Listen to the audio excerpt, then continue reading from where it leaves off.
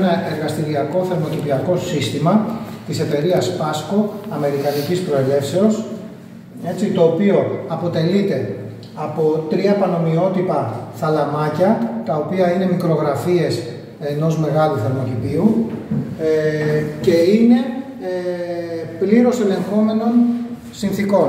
Τι εννοούμε ότι αυτά τα θερμοκηπιάκια είναι πλήρως ελεγχόμενων συνθήκων? Εννοούμε ότι μπορούμε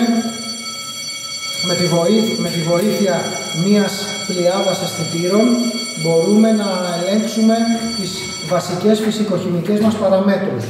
Τη φωτοπερίοδο, την υγρασία μας, τη θερμοκρασία μας. Και όχι μόνο, έτσι.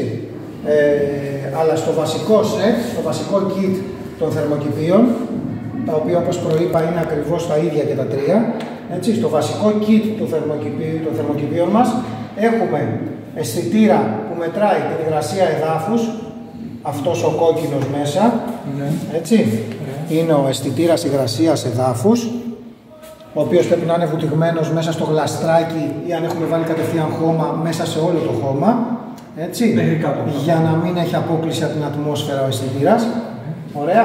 Έχουμε λοιπόν το σύστημα φωτισμού μας, το οποίο θα το ελέγξουμε, θα δούμε αργότερα πώς, με τον κώδικα που θα χτίσουμε.